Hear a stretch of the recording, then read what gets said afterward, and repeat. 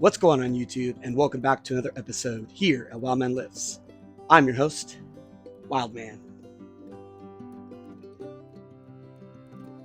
Now on today's episode, no, I'm not going to break down a bathroom or do anything demolition-wise. I'm actually going to hit this here sledgehammer on this here big tire. And since it's out here, I'm also going to flip it. But since this is a leg day, I'm also going to be doing some back squats. So let's pop into today's workout. I'm going to show you what I did today. Now for today's strength giant set, I'm going to be doing the axle back squat, which is a really thick bar, doesn't bend, doesn't have any knurling, really wants to roll around on your back and try to roll off as you're trying to do back squats. So this is going to be interesting. It's going to take a lot more concentration on technique and bracing. And as I'm going up in weight, I'm also going to be doing a heavy tire flip. Very common thing you'll see in Strongman, and it is actually a very good functional fitness workout. One of the best things to do to warm up my legs and my whole entire body for the back squat. And I'm going to be doing some sledgehammer strikes. Not only is it great for your obliques and for your shoulder mobility, but you also get to release some pent-up rage that you might be having as you take it out on that poor old tire. But don't worry, the tire can take it. That's going to be the strength giant set for the day. However, I'm also going to add 50 pounds of chains. So it's going to be the weight on the bar at the bottom of the lift, but as it gradually gets to the top, it's going to add 50 pounds of weight until I get to the very top.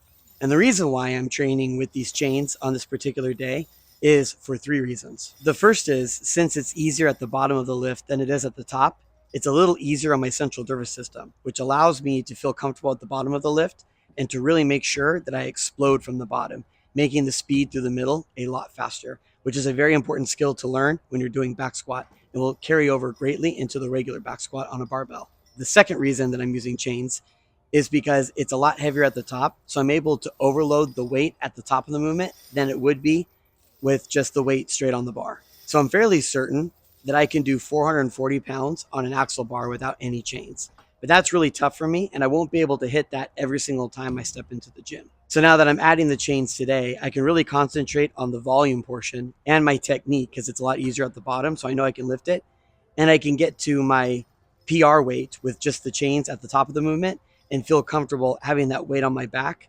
So when I go back to the barbell, it'll be a lot easier to hit my PR and feel a little bit more confident because I'm training with that weight more often. And the third and final reason why I'm doing chains today is because of knee strength.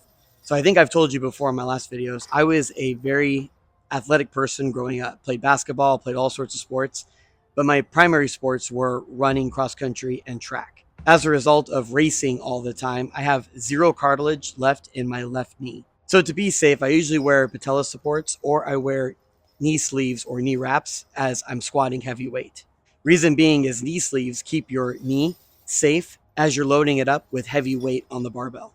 However, I'm trying to train without knee sleeves. So this is the first time in my life when I just turned 40, I decided it'd be a smart idea to do this, I guess, to train without knee sleeves. And I must say, it's a little nerve-wracking because I can feel my knee clicking and moving as I load up the barbell with heavier weight. But with the chains, since it's a lot easier at the bottom, I can make sure that my knee is in a good solid position at the bottom of the lift. So as I go up and the chains start to take over and the weight starts to add, I know my knee is in a good place and I'm not trying to figure out with heavy weight at the bottom of the squat. And not only do the sledgehammer strikes and the tire flips add a functional movement to this entire thing and warms up my body for the back squats as I'm getting heavier, it's just fun to do. I mean, how fun is it to go outside and flip a heavy tire and sling a sledgehammer down in a fit of rage? I mean, there's nothing cooler and nothing more fun than that. Alrighty, so that went well. And it's a beautiful spring morning. There's actually these really beautiful yellow flowers that spring up during the springtime between March and April. And it just brings that spring feeling in and it makes the weather awesome to be outside in. I love working out outside. So let's continue on with the workout on this beautiful spring morning. Now for the variation giant set, I was doing 4 rounds. And now I'm going to be doing the front squat with the axle bar. Now this is a lot easier to do with a barbell, let me tell you, because the axle bar is so thick, it just wants to roll right off your shoulders. It's very hard to get into that sweet spot that you can with a barbell. But this is a great secondary movement to do because it really hits your core and finishes off your quads because you have to be a lot more upright since it's working the antagonistic portion of the squat and you just worked the main part of the squat, which is the back squat. Now you got to hit the opposite side to make sure you're balanced on either plane of your body. And doing the front squat with the axle bar not only builds incredible strength and is a great secondary motion to the back squat, but you'll notice when I do the axle continental clean and press that I'm in the same front rack position. So again, I'm practicing with a lot of weight on my front rack position, which is allowing me to get comfortable. So that way I feel comfortable pressing it overhead. It also carries over into the log because as I'm trying to go up and clean the log, that's also a large item that needs to be delicately balanced in the front rack position. So killing two birds with one stone. And as I was going up in weight, I was continuing to do those tire flips because I mean, why not?